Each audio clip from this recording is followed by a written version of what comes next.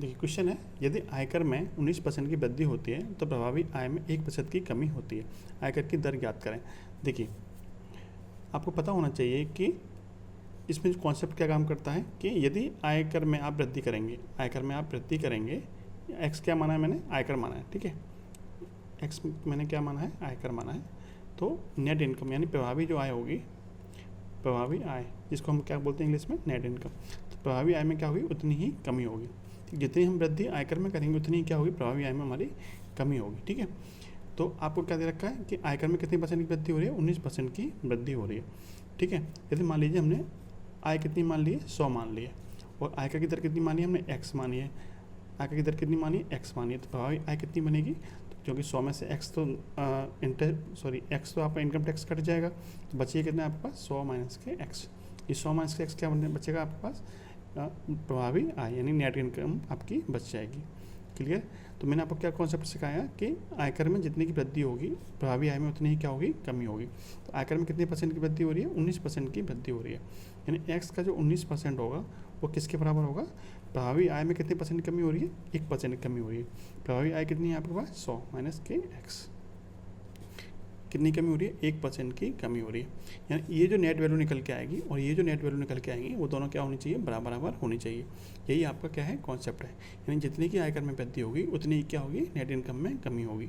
तो आयकर में कितने परसेंट की वृद्धि हो रही है, 19% की वृद्धि हो रही है। ठीक है, और प्रभावी आय में कितने परसेंट कमी हो रही है, 1% की कमी हो रही है, जो कि दोनों क्या होंगे, बराबर हो जाएंगे। बस इसको सॉल्व कर लीजिए, 100 से 100 आपका खत्म हो जाएगा। यहाँ बचेगा 19x, ये बचेगा आपका 100 माइनस के x, एक्स इधर जाएगा कितना हो जाएगा, 20x।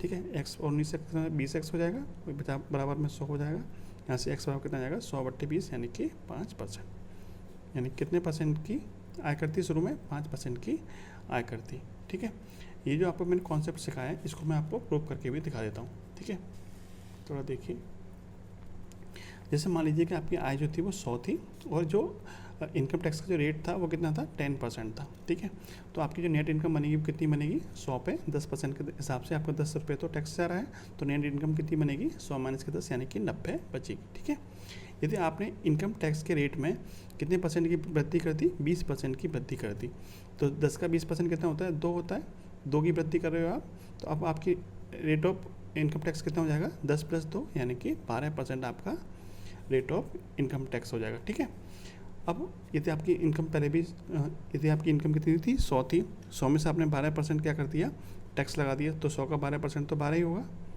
ठीक है, 100 का 12% तो 12 ही होगा, यानी अब आपकी जो नेट इनकम बनेगी वो कितनी बनेगी, 100 माइनस के 12 यानी कि 88 बनेगी। ठीक है, पहले कितनी बननी थी, 90 बननी थी, अब कितनी बन रही है, 88 बन रही है। इसका मतलब कितने की कमी हो रही है, 2 की कमी हो रही है।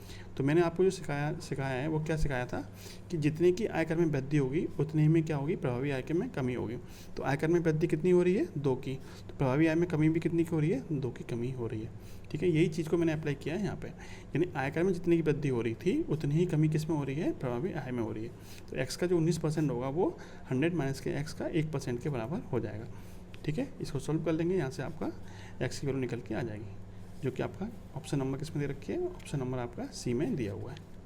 ठीक है, वीडियो अच्छी लगी हो तो लाइक और शेयर करना मत भूलिएगा। जय हिंद, जय भारत।